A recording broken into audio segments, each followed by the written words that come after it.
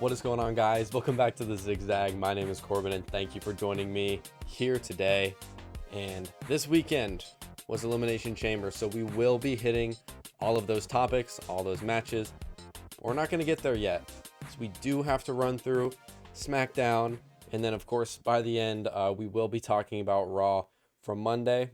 Sadly, I did not get to see what was on NXT last night because I had to attend a drug and alcohol and I'm trying to say this in a way that's clean. Whenever people do bad things whenever they are intoxicated, I do go to a class for that. Everybody has to go to it at my college, so I had to go to that last night, and of course it was at 8 o'clock. The plan was to just watch NXT while they were talking, but the instructor dude was like, if we catch you with your device out, you're going to have to retake the course, and I wasn't trying to sit through that, again. So, thugged it out, was there for an hour and a half, and then I ended up just watching Drive to Survive once I got back. And I could have watched the highlights, but I just decided to watch Drive to Survive instead. And then this morning after the gym, I also just watched Drive to Survive while I was eating instead of, the NXT highlights. So, the only thing I can say about NXT is I know Sol Ruka and Zarya hate each other still. Sol came out and hit a double soul snatcher on her and her as in Zarya and JC Jane. That's the only thing I saw. Miles Bourne retained his championship, I think, and Ricky Saints was playing the guitar and Joe Henry came out and stopped him or something like that. So, sorry I can't touch on NXT, but granted, I have so much I have to get through anyways. I was also going to rank the 2K26 overalls.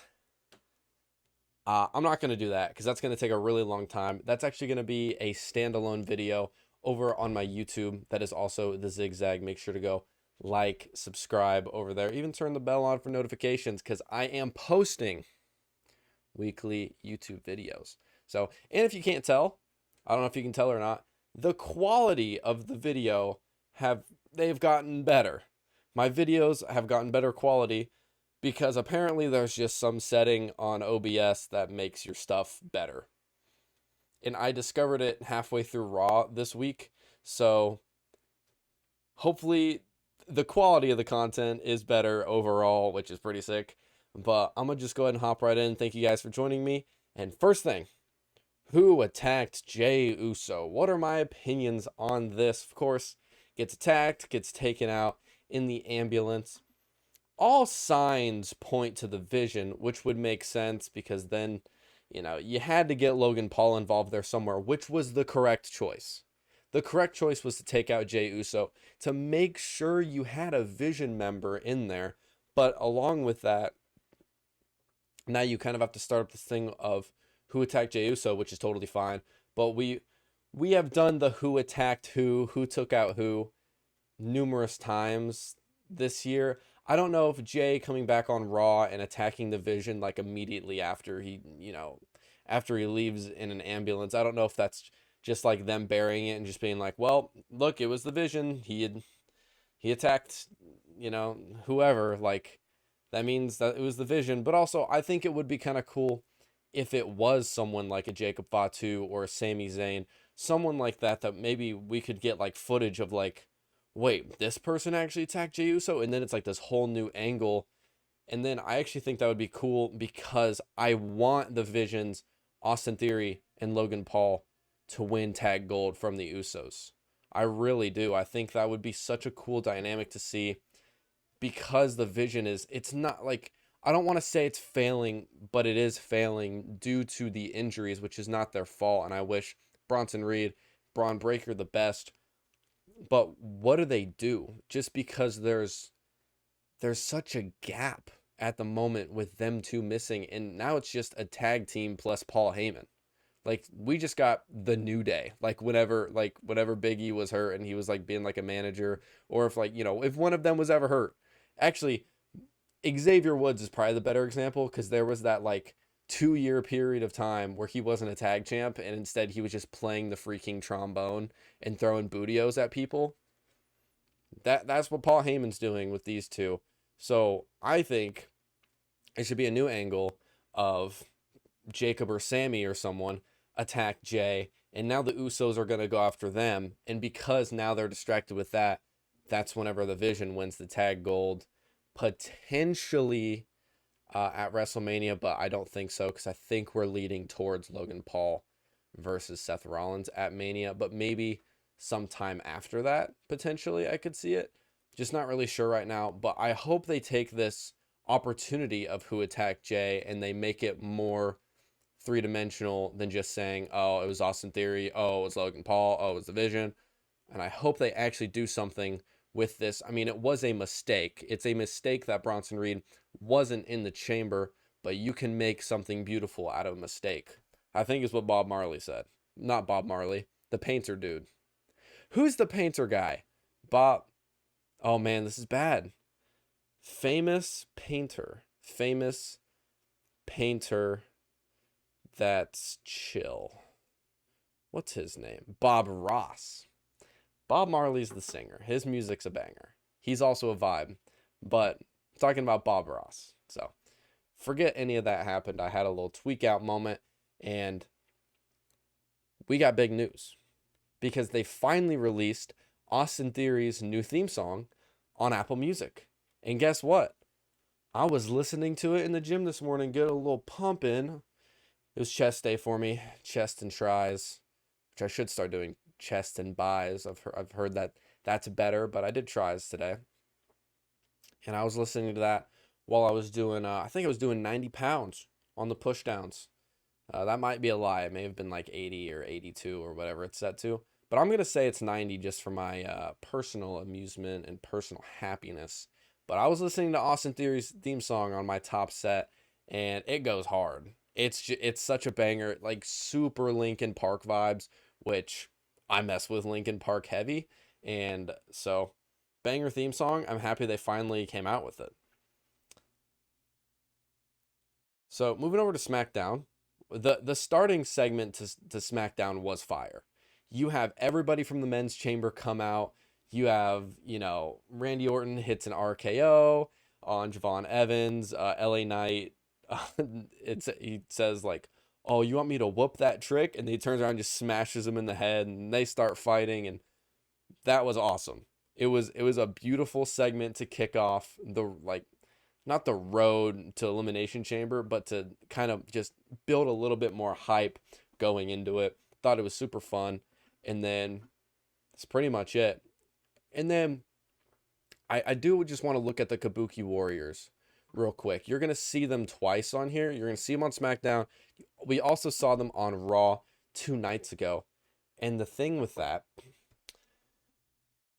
is, are they planning to do Kyrie versus Asuka at Mania? Or just at some point this year? Like, it doesn't exactly have to be at Mania, potentially like a SummerSlam.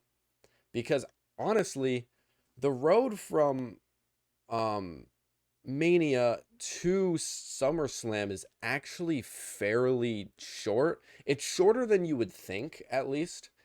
And I feel like Kyrie versus Asuka is a main event of not a main event. It's a big event that belongs at a big PLE. Like, I think it'd be dumb if they did Kyrie versus Asuka at like Backlash. At Money in the Bank would be fine too, because you could get like a pretty cool like ladder match out of these two or something like that. But Mania and SummerSlam seem like the correct place to put a Kyrie versus Asuka match, because it now would be partner versus partner. They've been together for so long. I feel like that is Mania worthy. That is SummerSlam worthy. Because now that you have 2 days on both, I feel like it's a no-brainer, right? You got to fill a slot, and I feel like that's a more important match than, I know people out there are booking like Sammy versus Trick Williams or something like that. I see that all over online that they want to make that happen in like just like a big feud match. I care way more about Kyrie versus Asuka than I do about Sammy versus Trick Williams, because there's an actual story here. They've been partners forever, and you're gonna break them up. You turn Kyrie Sane, you turn her babyface, and now you get babyface Kyrie, who everybody's gonna love, versus Asuka, who now gets to be, well, she is a heel right now, but everybody still likes her, so it's kind of like kind of a toss up there. But I think at Mania should be where they push for this. If you have them both on SmackDown and Raw, constantly building this, Asuka is, taking advantage of Kyrie Sane and yelling at her and beating on her and doing all this stuff. There's enough time between now and Mania, this month and a half, to build this. I think this is where we should go. Oba versus Miz, we all knew Oba was just going to kill him. I love how Miz is doing this thing where he's like, I'm the locker room leader, I'm this whatever. And then, Oba just ends up beating the crap out of him. And then it was pretty funny. But I just want to know where Oba goes now, which that gets answered on Raw. So we're going to talk about that in a little bit. But going back to The Miz, I think Miz should run creative for WWE in the near future. Whenever you listen to a podcast with The Miz, the way his wrestling mind works is phenomenal. It is phenomenal. He's so intricate and he's so precise and he just knows the business. And I'm not saying people who are in creative like Triple H, some other people, I'm not saying they don't know the business, even though right now they're booking like they don't. But his mind inside of creative and the way he would be able to take a bad circumstance and flip it on his head to make something good, I think The Miz would be so perfect. And I don't know if that's what he wants. I don't know if he wants to, whenever he retires, he just goes and hangs out with Maurice all day. That doesn't sound like a bad retirement, but good job, Miz, by the way. But if he were to want to step into a big WWE role, I mean, creative would just be right up his alley. Matt Cardona answers the open challenge versus Carmelo Hayes. Do you see him winning a title in the near future? This one is tough because I love Matt Cardona. I loved Zack Ryder whenever I was younger. So it's a toss-up because right now he's kind of just stuck in La La Land where he's like one of the background baby faces that people like, but like it's almost like he's not insanely over yet. I think he needs to bring back the woo woo woo. That was like his big thing to get the fans behind him. And the fans, I'm not saying the fans aren't behind him right now. I just think that if he were to bring back the woo woo woo catchphrase, every time he'd go to do the corner kick and he like pumps his fist in the air, that gets the fans behind him. That gives him a little bit more of a push. I think if he were to integrate something like that and he got the fans more behind him and he became even more relevant than he already is, I could 100% see him winning the US title this year potentially. I don't know. But I think if he just goes under some minor tweaks, I could see WWE being like, let's put the title on him for a few months. Put the title on him for a few months, maybe have a few different feuds, and then drop it to someone else. That's what the U.S. title is for. The U.S. title is not supposed to be held by someone for multiple years.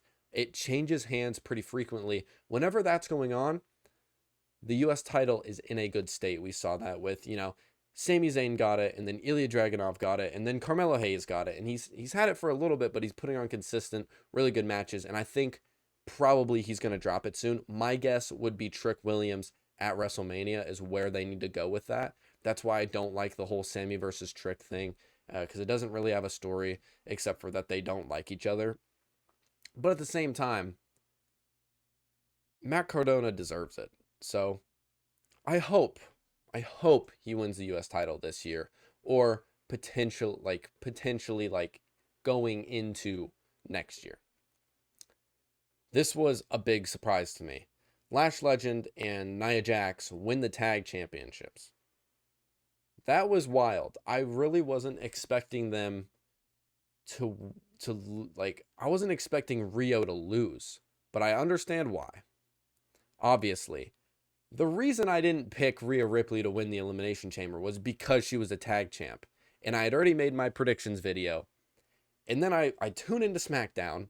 And what do? They take the belt off her, which was the only reason I didn't pick Rhea Ripley, basically. So, are you kidding me? It's like you waited for me to post that video. And then you were like, oh, okay, yeah, we're good. We're good. Rhea's winning the championship now because he posted that prediction video. Let's take the tag titles off her. It's like, you douchebags. I know WWE hates me. That's got to be it. So, but Nia and Lash, they're called the Irresistible Forces now, which I don't know if I mess with this name. I think it's fine. I think it works for them, but I wouldn't like it's almost cringy to me.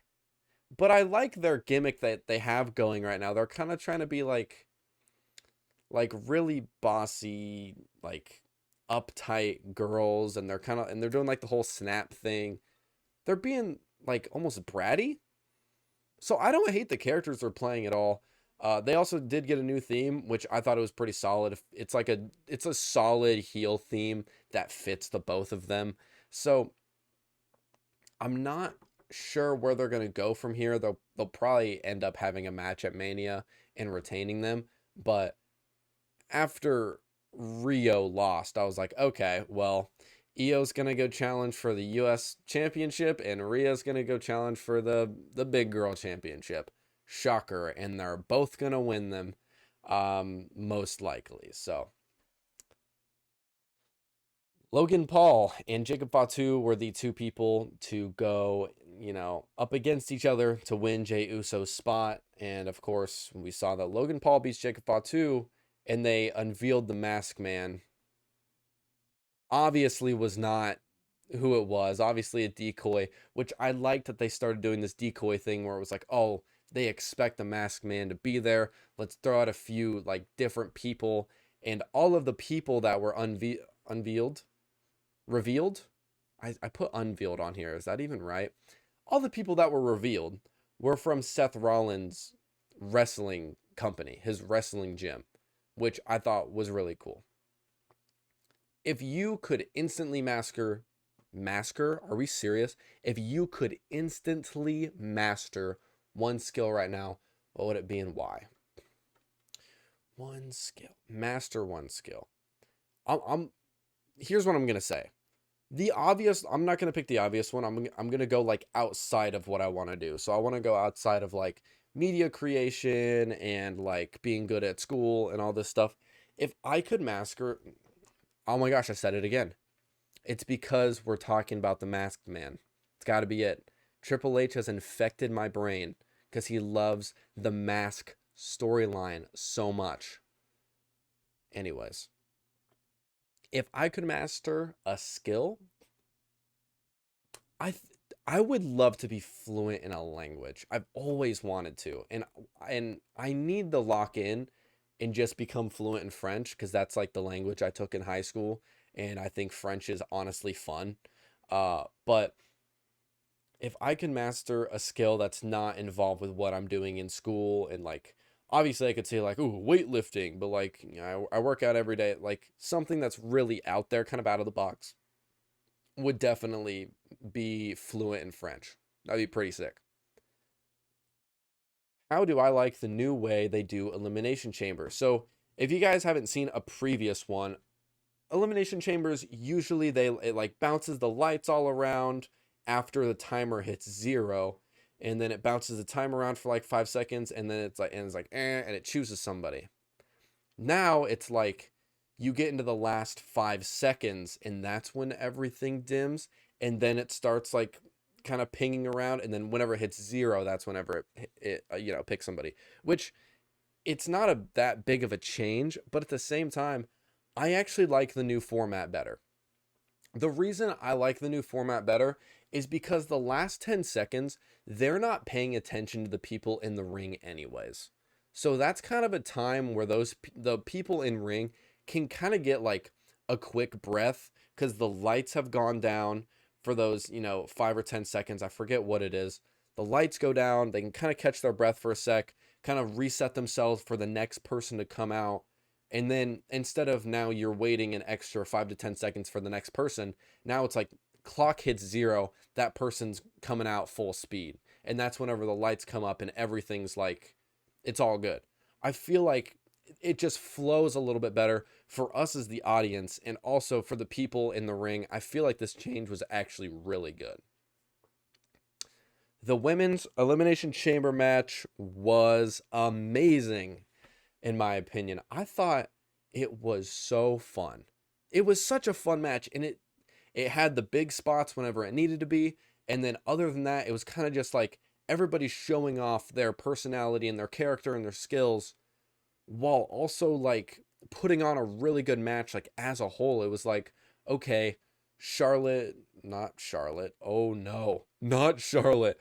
Alexa and Kiana are doing their thing and they're in the ring, and maybe they go to the outside and they're like banging each other against the fence, and they both go down, and then immediately it's like, okay, Rhea and Tiffany are now doing their thing on the other side.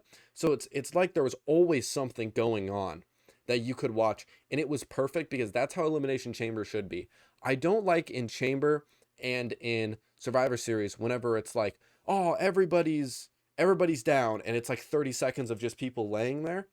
I feel like in matches with that many people that shouldn't be happening, which I understand why they do it. I'm saying like once per match, if they all like go down, it's like a big suspense builder moment where they get the crowd into it, that's fine. But sometimes they do it multiple times per match, and I don't love that because it almost ruins the momentum. And the momentum in this match never stopped. It was constantly going. It was perfect. You know, Alexa Bliss hit the Twisted Bliss off the cage. That was awesome. And Kiana James moves out of the way, and it eventually set them up, which I think we're gonna get some sort of Kiana and oh my gosh, Julia versus Charlotte and Alexa. I think that's gonna kind of be the path they're going towards, because as we see, Kiana James pins Alexa Bliss, which that's the next thing on here. Alexa Bliss being the first person out was not on my bingo card. I didn't think she was going to be the first person to get eliminated, but she gets misted by Asuka, which was a super cool way to take her out. It's a cool way to show off Asuka as well. And then Kiana James picks up the pin, which makes her a little bit stronger. Everything about the way she went out just worked for me. And it put a bunch of different people over, and it also kept Alexa protected a little bit because she gets screwed, basically. Just thought it was an awesome thing. That's why I threw it in here. And then, of course, we get Raquel Rodriguez, who I think was the MVP of the match. She definitely had the most big spots. You know, she drives Kiana James through the chamber pod, which was awesome. She kept like setting people up on her shoulders and banging them into the, you know, swinging them into the side of the cage. She did this spot where she dumped Rhea over the top rope into the ring. She was on it. And it's almost a thing where people online were like, oh, why'd they give Raquel all the big spots? Like, she doesn't deserve it. It's like, she does. She's been working her tail off. You can see it. Where she was last year compared to now, it's night and day. And I'm not saying she's perfect in the ring, because she's not. I'm not saying her character is perfect, but she has cleaned everything up. And she's like actually starting to look like a main event star, in my opinion. So, and then she gets the double elimination by hitting the Tahana bomb onto Kiana James, and she pins both Asuka and Kiana. That was sick. It's a good way to make Raquel look powerful, and then it leads to Rhea Ripley doing the bowling ball move that she does off the top of the pod into Raquel. They both fall down to the ring, and then you get the prettiest moonsault ever from Tiffany Stratton to take her out. It was just cinema. It was absolute cinema, and that leads to Rhea Ripley winning the Elimination Chamber, which is fantastic. It's the best choice. And people online are like, oh, well, it's like, shut up. Shut up. I understand they're having a hard time selling tickets. And it's WWE and TKO's fault because they're greedy and they want money, like every company ever. And I don't agree with what they do, but if you're going to elevate the SmackDown Women's title, congratulations. Congrats, you did. I feel like if you would have picked anybody else, except I think Raquel would have been fine as well. But if you would have picked everybody else, it kind of just would have stayed stagnant in that same area it's in, where it's like, yeah, it's a top title and Jade's got it and whatever. But but letting Rhea Ripley go after it is just like, that's taking some star power and elevating the title with this feud that they're gonna make out of it. Moving on. AJ Lee wins the IC title. Where do I think she goes from here? Well, the question gets answered a little bit on Raw. I honestly thought it would be like she wins the IC title, and then on Raw, like she's gonna be out there cutting a promo, and I thought Ivy Nile was gonna come out because that's what always happens with the IC title. It's like, oh, this person wins. Who needs a first challenger? It's Ivy Nile, which sucks because I like Ivy so much. But she's always the first defense. She always loses. It sucks, but kind of part of her character just because she's, a heel. But where does she go with the IC title? I mean, I think she holds it. I think I said this on my predictions video. She holds it till Mania. I'm fairly certain she's going to have a few good defenses between now and Mania. So maybe she gets hopefully 3 or 4 underneath her belt. Just to elevate the title a little bit more. And then while that's happening, you can also have Becky chasing the title as well. And then Becky's just going to win it back at Mania, in my opinion. CM Punk versus Finn Balor was awesome. Here's the problem, though. I was wrong. I thought Dominic was going to get involved. I thought he was going to get involved in this match. The Judgment Day did not split at Elimination Chamber like I thought, but it's got to start soon if they're going to run Dom versus Finn at Mania, which we'll get to in a little bit. But, of course, they put on a match. CM Punk is fine. He's whatever, in my opinion. But no one thought Finn was going to win. Nobody thought Finn was going to win. So, it's totally fine. I just thought they'd end up splitting Dom and Finn here, just because it's a really big PLE, and it felt like it was almost missing that. But also, it could have been me and my brain just being like, I'm expecting Dominic to screw Finn here. I'm expecting this, and then it didn't happen. And in my brain, it's like, oh, it was missing that, but it probably actually wasn't. So it's fine. Great match. Those two are awesome. We find out what's in the crate. This is a big talking segment. Who was in the crate? It was Danhausen, which, here's the thing. I presumed it was going to be him after the reports I saw online, which don't believe everything you see online, but this one I was like, that would make sense. It's this like vampire, really weird dude that curses people, and he's going to debut out of a box. Sure, whatever. Here's what I want to say about it. Do I think the surprise was disappointing? Yes.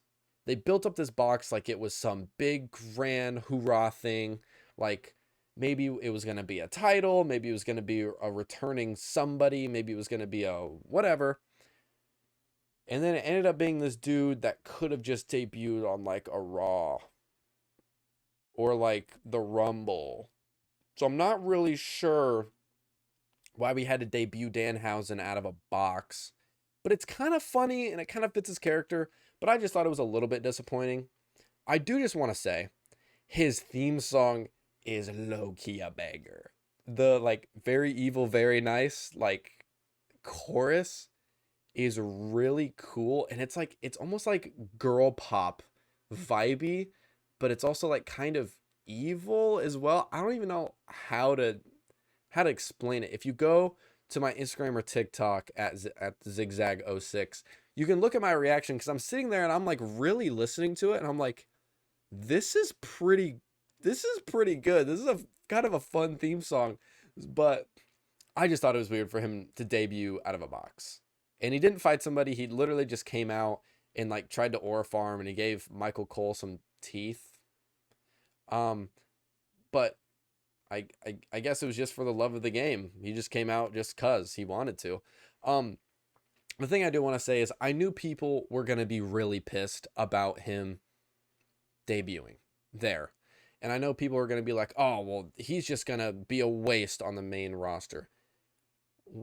After I saw the reports, I was like, "Who even is this guy?" I went and watched some like videos of him online. I was like, "This dude's pretty damn funny." He's like he definitely could be a missing piece to a Raw or a SmackDown. Most likely Raw because they're kind of missing that comedy character at the moment. Um, so which we see him on Raw the very next Monday, which I do like. I hope he stays on Raw, but I knew people were just gonna be like, "Oh, it's dumb, it's stupid," and now after people saw what he did on Raw, everybody loves him, and I knew they were going to because I saw his stuff. He's just a weirdo. He's a weirdo, but it's funny. It's hilarious. The character he plays is hilarious, and he talks weird, and he's got his demand housens, which is what we'll get to in a bit. And he's just funny. But I do just want to say someone called him Timu Sting online. And I thought that was very funny. So shout out whoever said that. What's a small WWE hill you are absolutely willing to die on in an argument? I got a few different ones here. My voice just either really peaked or I just got ignore that. What's a WWE hill you're willing to die on? So the obvious one that I've stated on here many times before is I think Seth Rollins is one of the greatest to ever do it. I think he's top 4, top 5 all time. And people aren't ready for that conversation yet because they don't it's not that he has been missing, but he's missing so much. It's weird. It hasn't fully gone through people's brains yet. Whenever he eventually leaves the WWE, there is going to be a void that is going to be left behind because Seth leaves. And people don't realize it yet, but they're going to. He's been gone since, Perth, Australia, since the Vision turned on him way back when. Since then, there has been a void. He's been gone. I've been missing Seth Rollins. Now, granted, he's like one of my favorites. But at the same time, there's an entire piece missing from the show. The show doesn't feel complete without Seth Rollins. That's why I think he's one of the greatest of all time. He's got the accolades to back it up. He's got the character to back it up. He's got the in-ring skills to back it up. I mean, what more would you want? Whenever he leaves, people are going to be like, "Oh, yeah, Corbin, you were maybe right about that." It's like, yeah, I know. I know I was. So that's my one hill. My other hill is that I think the RKO is the greatest finishing move of all time. I think the zigzag is my favorite finishing move of all time. But the end of days finisher from Baron Corbin is just, one of the prettiest, smoothest, hard impacting moves I've ever seen. I think it's borderline better than the RKO. The RKO is just more famous. It's more recognizable. That's why I'd put it over the end of days. But if the RKO wasn't as big as it is, the RKO is not as good of a move as the end of days is. And I'll stand on that literally till the day I die. Men's Elimination Chamber time. It was a banger. Same with the girls. There wasn't tons of moments where it was like dead space. It was always, oh, Javon and Trick are doing their thing over here. They both go down. Oh, now Cody's getting involved and that's happening. And then, oh, LA Knight's over here with Logan. And, it was just the way they were able to pick up. It's like both these people are down.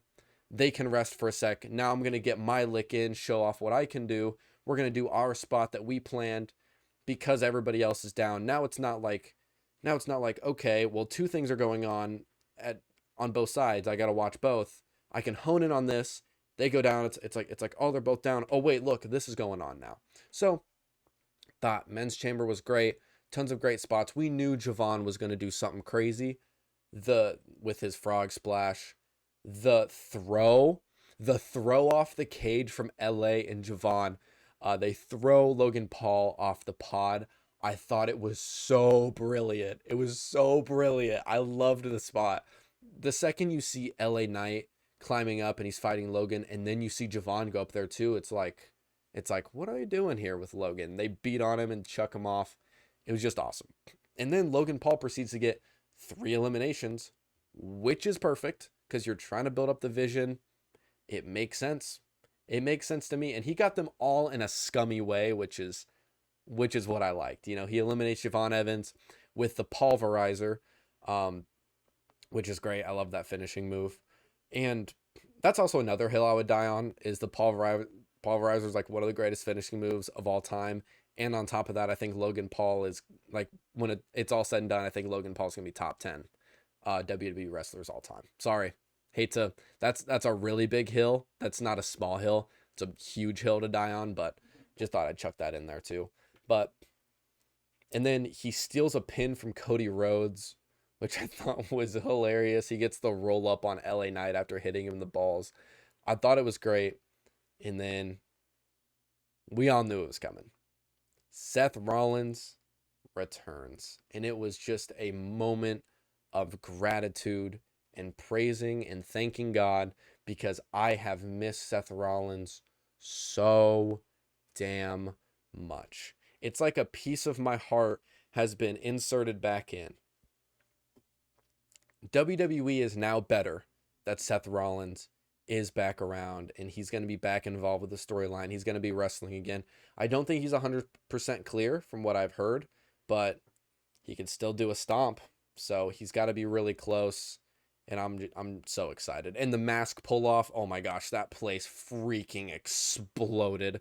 And they had, like, you know, I don't know if Austin Theory actually, like, chased one of the mask guys away, but he just wasn't there whenever they were focusing on Paul Heyman's reaction, and he was gone. So could that go towards the Austin Theory face turn to join Seth? I don't know. But the masked dudes all pull up, the security take out one, and then the second one goes, and maybe Austin Theory follows with some other people, and then it just leaves Seth to go stomp Logan Paul. And that's the way he gets taken out, which is fantastic, which could potentially set up, like I said earlier, Seth versus Logan, which would be a banger. They've already faced before, and it was fantastic. Now that Seth is going to be, you know, returning, he's going to be a babyface, and you get the mega heel Logan Paul, who's just gotten even better in the ring. That dynamic is going to be chef's kiss. Then we get the ending of Elimination Chamber. Drew McIntyre hits Cody Rhodes with the belt. Randy and Cody both start attacking Drew. And then following that, Randy hits Cody with an RKO. Hits him with an RKO. He pulls the trigger and is going to WrestleMania, which, by the way, I was correct. By the way. I sniped Randy Orton. I think this is the best choice. It's the best choice.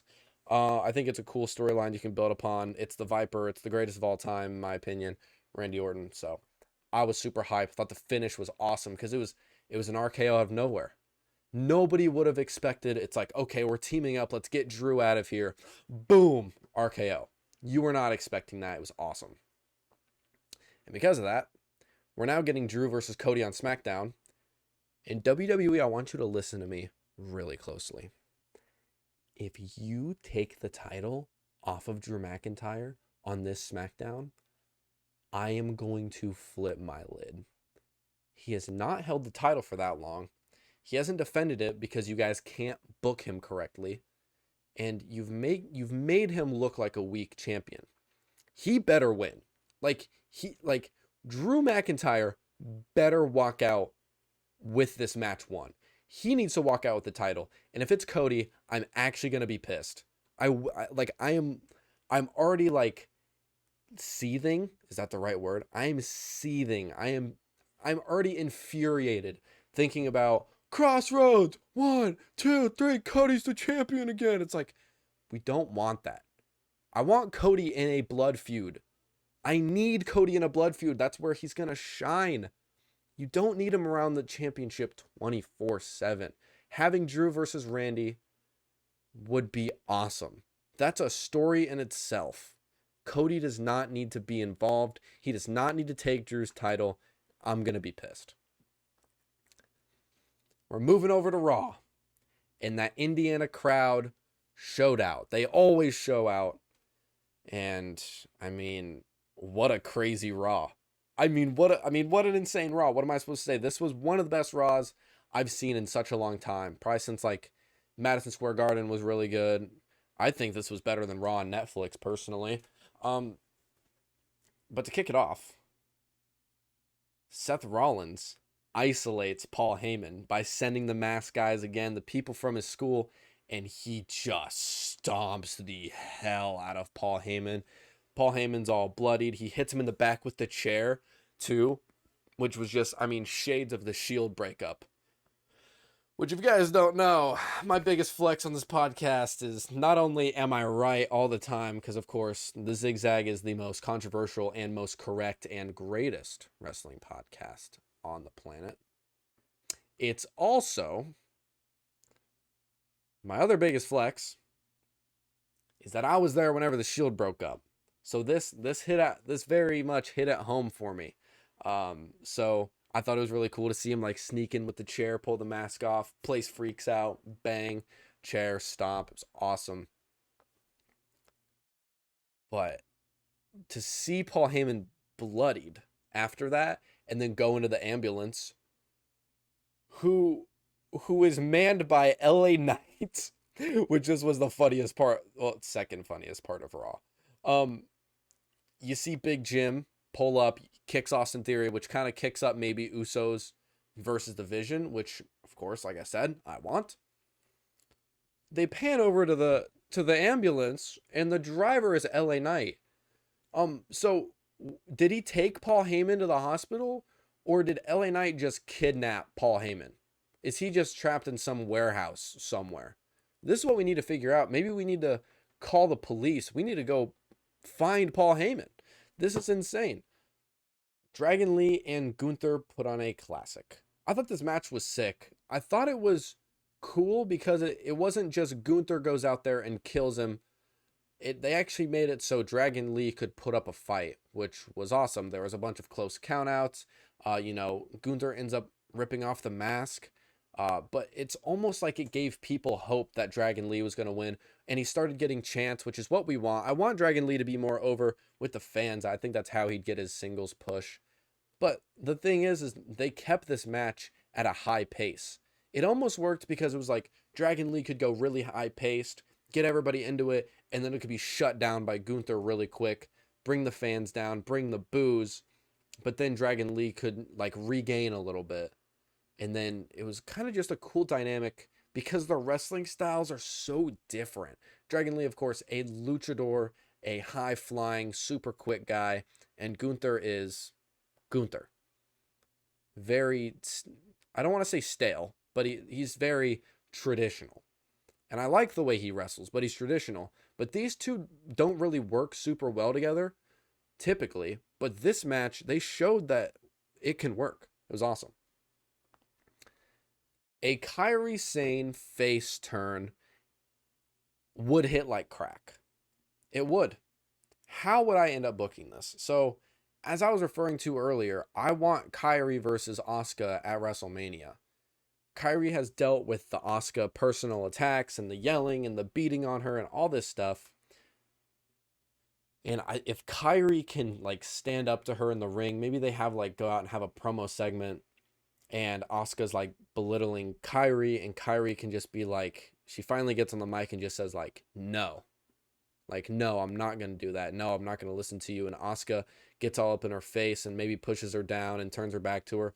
And Kairi just comes in and just freaking clocks her and just starts beating on her. I think if that happens in the right place, not in a crappy crowd like Chicago, the place is gonna freaking explode. Like if it happened in Indianapolis, the roof would have blown off. Gainbridge would have been in piles of shrub on the ground. People would have loved it. So if you do this in the right place, the fans are really gonna like it, if the crowd doesn't suck.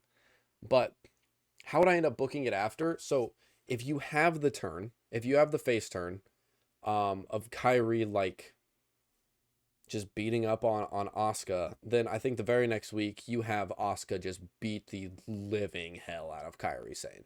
Like like you gotta bloody her up, you hit her with, chairs, kendo sticks, you keep Kyrie off TV for a little bit, and you bring her back 2 weeks before Mania.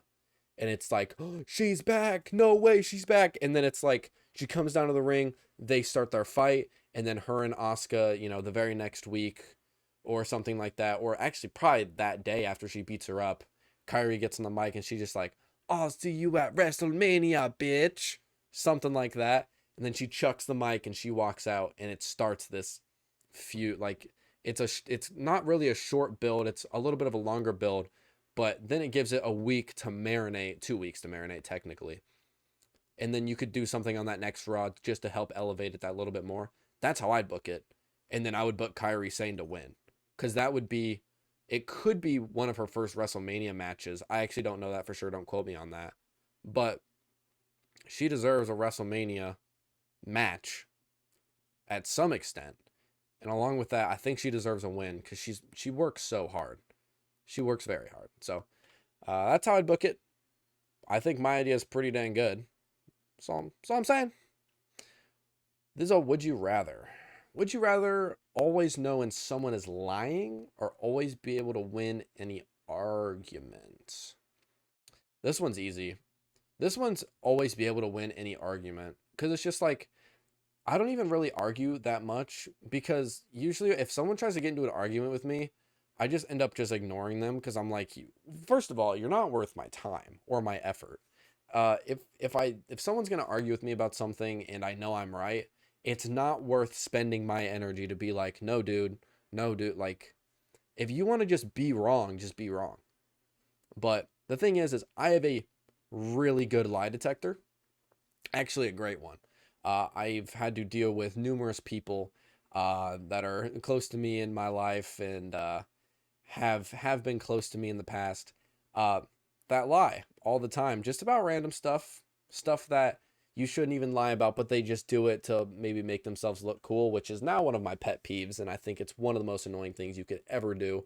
But my lie detector is pretty good from that. People, if you know them well enough, or honestly, I don't even really need to know them. It's just like, if someone walks up to me in a class and is just like, yeah, bro, yeah, my dad's actually Jeff Bezos. It's like, I'm just like, dude, no, he's not.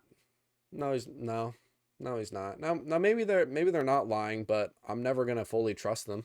That's all I'm saying. So I would say be able to win any argument. If someone was just like being annoying and I could just be like, okay, well actually Seth Rollins is the greatest of all time, and they would just be like, oh yeah, maybe you're right. That would make my life just so much easier. So I'll say that one. AJ Lee says she wants to face many women on the roster for her IC title reign. Who do I want to see her fight? Um. Oh. Okay. Well, Ivy Nile. I want to see her fight. Like, even though I just kind of trashed on how WWE uses Ivy, I do want to see her fight her because they're both like smaller, but she's super strong. I mean, Ivy is insane. I'd want to see that. I would actually like to see AJ versus Maxine because then you'd get babyface versus babyface. And maybe you could even see Maxine work as a heel almost. I don't think that'll end up happening, but I would want to see that because if they faced off, obviously the fans would cheer for AJ. And then, I don't know. I would love to see her face someone like random, like an Asuka or a Kyrie. I think that would work well together. There's a bunch of different women on the Raw roster that I'd love to see her fight. I don't think there's actually even a bad choice. The only person I wouldn't want to see her fight right now is Raquel because I don't want Raquel to lose. I don't want Raquel to lose in any regard. I want them to keep building up her strength. So, I mean, if she does fight Raquel, maybe Raquel just like beats her. That'd be sick. But also they're not going to do that. But I don't know. Anybody. Because I think anybody you throw in there right now that's on the Raw roster, I think they all deserve a title shot. And I think any match they put on is going to be good. Oba versus Rusev is a Mania event. They fight next week on Raw, but I think if WWE plays their cards right, Oba versus Rusev is a WWE main event. Rusev is a veteran. He's been in this business a very long time, and he is a great heel. He's a great character. He gets underutilized. I like Rusev a lot, and he's been built up already as this powerhouse, as this unit that you basically have to cheat against or, get help to beat him. Of course, unless you're Dolph Ziggler back in like 2016, because, he was tough like that. But this main event would be awesome because you've now built up Oba as this unbreakable wall, and you have had Rusev built up as this other unbreakable wall. And now these two just get to fight it out. And I think the story they would build together and the match they would end up putting on at a Mania event would be cinema. I don't know why you'd put this on a Raw unless they're doing Oba versus Brock Lesnar. Somewhere down the line, they need to give Oba like time to work with someone, work with the powerhouse, maybe build up his character a little bit more, whatever. That's fine. But if that's not the plan, let's get Oba versus Rusev at WrestleMania. I thought this was really funny. There's like a little quick one-off.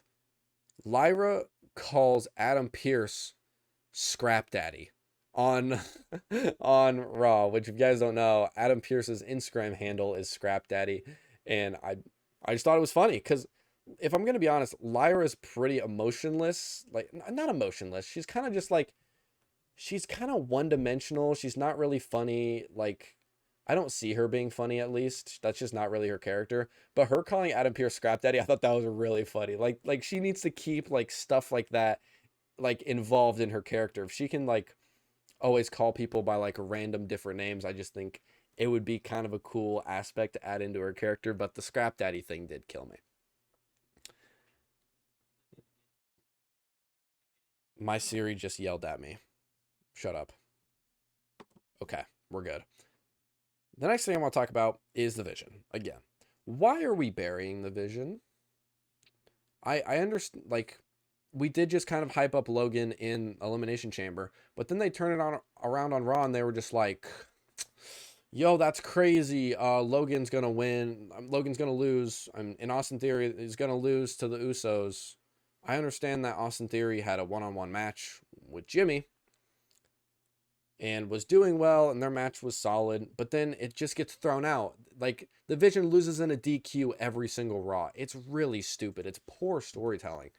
And then just to have Jey Uso come back and hopefully just ignite a feud between the Vision and the Usos, because I think Logan and Austin would be a really good tag team. But them just getting and then of course they just get beat up by the Usos, but them getting beat up every single week just makes them look so weak. And I think we need to stop doing that if we're actually going to take the Vision seriously while Bronson Reed and Braun Breaker are both out. This was the funniest thing on Raw. We see Danhausen. First of all, I told you guys, I knew people were going to end up liking him. He comes on screen and he's talking about his Demandhausens, as he calls them. So it was just like, oh, he's like, oh, I want one of those cool pointing pictures with Triple H. I thought that was pretty funny. And of course, he then meets the Judgment Day. And he curses Dominic Mysterio. He is cursed, is what he says. Which, I'm gonna be so honest, this might be the perfect person to curse. Your first curse being Dominic works so well because the way his character would be is next week on Raw, if they're not gonna immediately jump in with this Finn thing, is gonna be like, well, I mean, he's like, I got cursed by Danhausen. That's the reason I lost. So maybe he could go out kind of like, that could just be kind of like a background thing or whatever. But I think if you're going to give the belt to someone else that night, you may as well have Danhausen be 100% with his curse rate and curse Dominic. I thought it was hilarious. And I feel like the best person was Dom because he's going to run with this oh, he's cursed, like bit, like his life depends on it. That's how he is. He's going to run with it inside and outside the WWE through his Instagram, through interviews, podcasts, whatever. He's going to like be cursed Dominic Mysterio. I don't know. But y'all, I have MFers. You people switch up so fast. It's unbelievable. You guys were all hating. It's like, oh, who even is this guy? He sucks. His character's stupid. Oh, damn it. He's from AEW. He sucks. WWE. He's not gonna work over here. He's dumb. I actually have I have a screenshot that I want to read to you guys of, some people online are just brain dead. I'm gonna introduce you to one of them. So this person posted a thing that says, "I'm assembling a team." Says I'm assembling a team, and it's like that, and it has Danhausen and R-Truth and Mr. Iguana and Kit Wilson all on, all like the team that they want to make, which would be hilarious because it's like the 4 comedy acts all combined together, like it'd be fun. Top comment from this dude named Missile Dropkick, who looks like a 45-year-old man, decides to comment, well, funny doesn't make money, so my good sir, pause. Are we on methamphetamine? I just want to ask because R-Truth has been in the business being a comedy act for 20 years and everybody loves him. Kit Wilson is over right now because he's funny. Danhausen did one segment and everybody loves him because he's funny. Wrestling needs funny. Funny makes money. I don't know if you guys know this. Danhausen was selling more merch at one point than MJF in AEW. Which, if you guys don't understand the reference and you don't follow AEW, that's like MJF is like their guy. And Danhausen was selling more merch than him at one point last year. And he is a comedy act. That is all he is. And we have seen these acts come in and out of WWE, and they're always great. You have R-Truth, who's been fantastic. You have like Hornswoggle and things like that. People loved Hornswoggle. That makes money. If you like WLC versus the Bull. El Toro. Did they call him El Toro, or was he just called the Bull? I don't remember. But I loved him.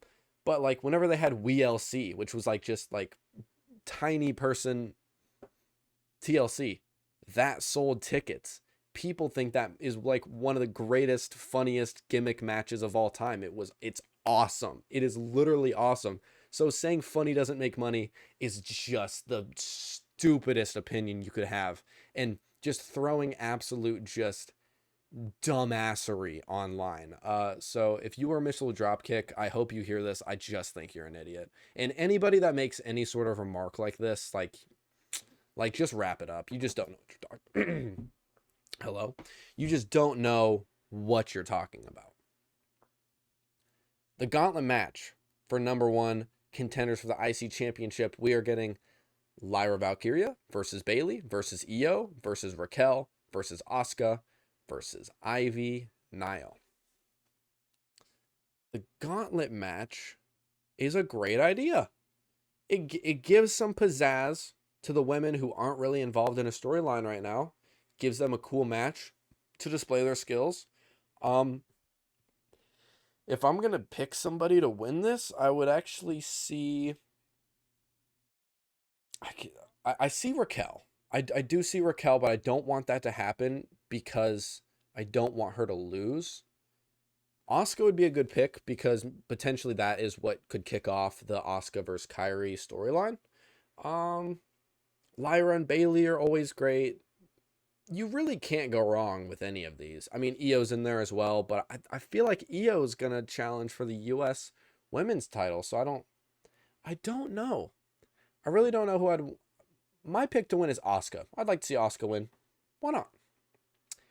Dom versus Penta was a kick-ass match. It was fantastic.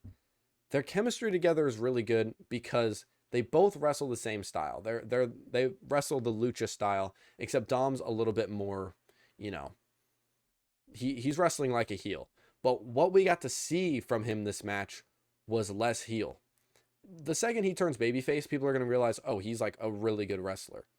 Well, yeah, he can't do the fun, cool moves because that would make people like you. He doesn't want people to like him. So he does, just a bunch of stomps, some very like whatever stuff. But in this match, he kind of worked as like just like a medium, like not a heel, didn't work as babyface. He was just very middle of the road. He did like a lot of cool moves. Like he did the two-step like splash to the outside. It wasn't really a splash, but he bounced off one rope, bounces to the next one, jumps off, and people are like, well, he's never done that before. It's like he used to do stuff like that all the time. He's just not a good guy anymore. So he doesn't do that. But their chemistry together is so good. And Penta's fantastic. And it leads to Finn Balor screwing Dominic Mysterio, which I wanted to get to. This has got to start the feud. Finn Balor tells JD not to give him the bell hammer because Dom needs to do it himself. Finn is now becoming a good guy. He's realizing that what the Judgment Day what they're doing is wrong, basically. And next week on Raw is going to be interesting because I wonder if Dom's going to be like, if he's going to come out guns blazing and be like, Finn, what the hell, dude? Like, you cost me my championship. And Finn's going to be like, well, maybe I agree with your dad and I agree with Damian Priest. And he's going to like go on this whole thing. I don't think Finn screwing Dom, like, I don't think this was necessarily the full turn. Next Monday is when the turn is happening. I think the Judgment Day might come out. Dom might address him losing the IC title or something like that. Maybe, imagine this, Penta goes out and he's doing his like celebration speech. Judgment Day interrupts. Dom, Finn, JD all come out. And Dom and JD just start beating on him. And that's when Finn turns on both of them. That would make sense to me. It would make sense that it turns on like a main stage moment. Don't make it like a backstage segment. Maybe they exchange some words in the back, and that's what kind of like it plants the last seed to where Dominic's like, well, you screwed me, dude. Like, the reason I don't have that title is because you didn't give me the bell hammer. You can have those last bit of words, and then it turns to, whenever they're stomping down Penta, Finn Balor gets like a chair or something like that, and instead of hitting Penta, he hits Dominic. That would be cinema. That's what I think is going to happen. It's hopefully what should happen. But because Dom gets screwed, one Mexican Destroyer later, Penta wins his first championship in WWE. Nobody deserves it more. This dude has worked so hard, and he's such a nice guy. And his moveset's awesome. He's been a babyface for so long. He's just going to put on banger after banger. Now, it's time. This was the time to give it to Penta. I agree with this decision, and it was just awesome. And I'm so happy for him. I'm just so happy for him. My opinions on Dom's title reign. People are not too fond of this title reign. I don't agree. This maybe could go back into my small hill I'm willing to die on. I thought his title reign was fantastic. It was exactly what it needed to be. A heel is doing heel things and is not defending the title. We've seen this before. Now, not defending the title at all for 120 days, Jade Cargill, that's a problem. But if you're defending it at most PLEs, you maybe defend it on a random Raw every once in a while, but you're very hesitant to ever defend it. That's a heel thing. Makes sense.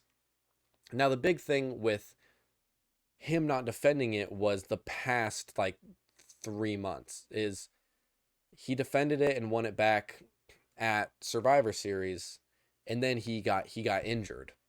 So they were just nursing him back to health to eventually just give the title away. And people were like, well, Dom hasn't defended the title in 4 months. It's like, it wasn't even 4 months. I think it was maybe 3. The thing is that you can't. Like he can't defend the title, and people were like, well, should have stripped him. No, you can't strip him, because then if you stripped him, it doesn't lead to Finn screwing Dom. It doesn't plant that seed. If it's just like, oh, Dom's out there during a match and he's like, oh man, I'm fighting against Joe Schmo. Get the hammer. And Finn's like, no, you need to beat him by yourself. It's not as impactful. Now you're looking at it and it's like, Finn has done the right thing and Dom no longer has his Intercontinental Championship.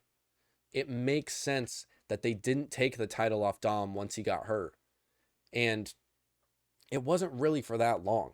So I thought his title reign was great. It was full of a bunch of, Eddie Guerrero-esque things. Dominic, using the bell hammer, using the title, lying, cheating, stealing, doing all that stuff to win.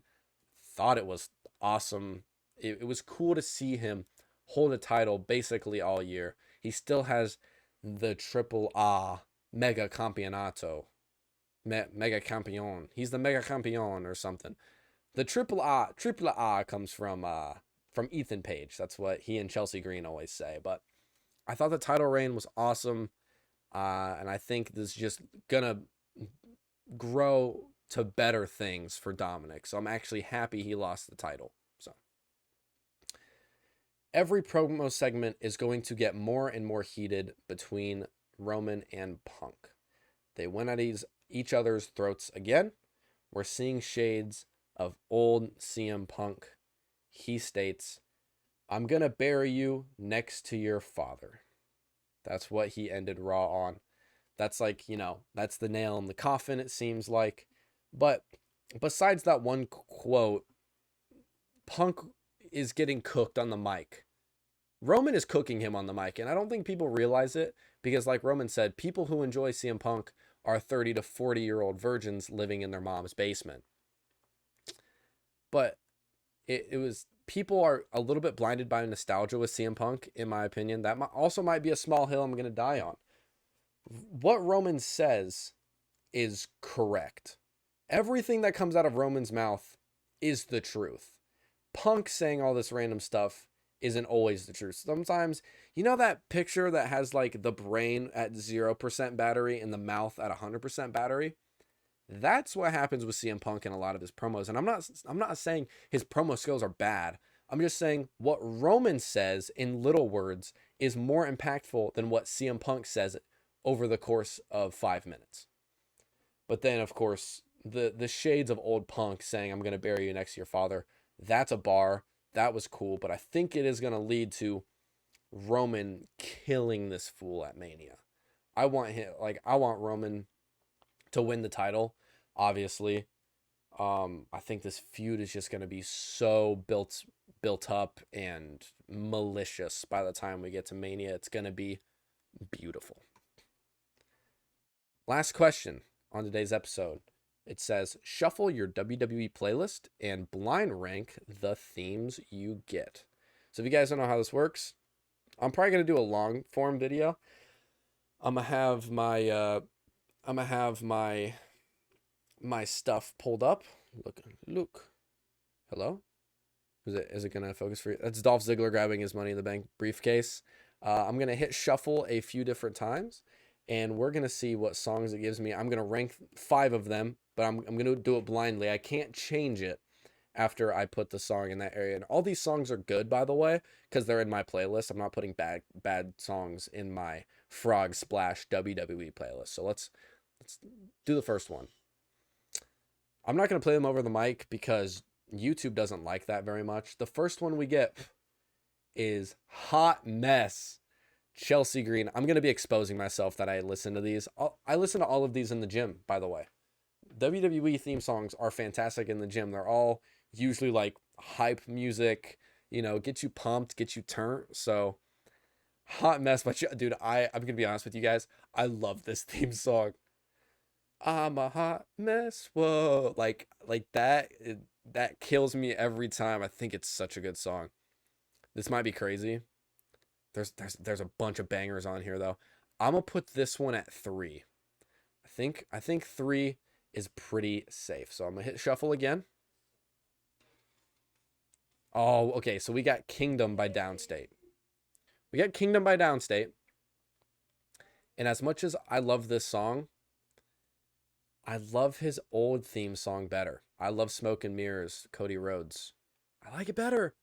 I do like Downstate. I put Chelsea at 3. I'm gonna put Kingdom at 5, which might sound crazy to you guys, but like there's so many bangers on here, and I think we're gonna get only better songs than Kingdom. The next one, oh my gosh, I just added this one. This one is awesome. We got Who Want It, Javon Evans, his theme song. This is so hype. This is about on the same level as Kingdom. For me, this potentially could have been 5. Uh, but the Who Want It, and it's just like that techno hype rap type thing. It's great for in the gym. It's super hype. So I'm gonna put this one at 4. So at 3, we have Hot Mess, Chelsea Green. At 4, we have Who Want It, Javon Evans. And at 5, we have Kingdom by Downstate. Shuffle the next time. That's not a theme song. That's not a theme song because I have like some PLE soundtracks on here. So like 4x4 by Travis Scott, Bodies by Offset. Those are also on here, some of them, but I'm just going to do theme songs. Oh, yeah. We just got What's Up by R-Truth, his theme song. This is an all-time great. This is a classic. I'm going to put it at 2, though. I'm going to put it at 2. And that leaves us with the number 1 slot. So let's hit shuffle. Oh, no. Go back. I accidentally shuffled it twice. Okay.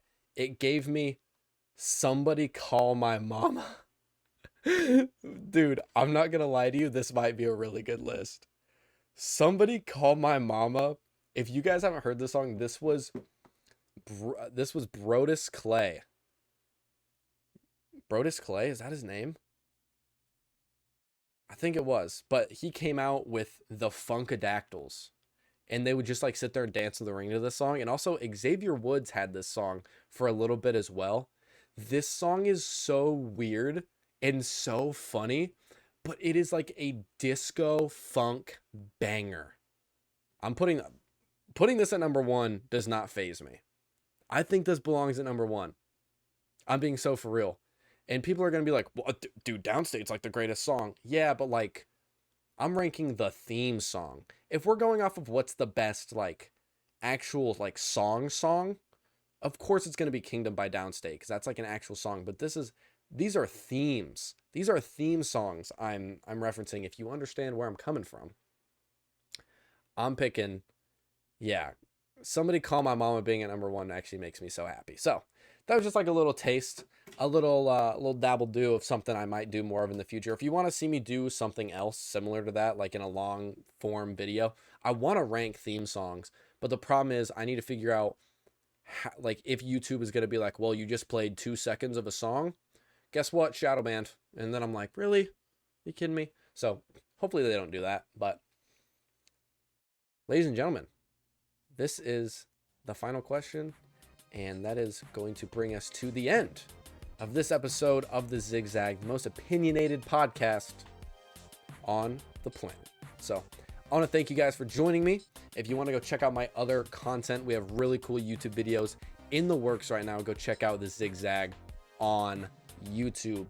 Instagram, TikTok, you can see live reactions to Raw and PLEs. I'm not doing SmackDown quite yet because I'm never around in my dorm for SmackDown. So if you guys want to see my live reactions, go check those out. It's a lot of fun.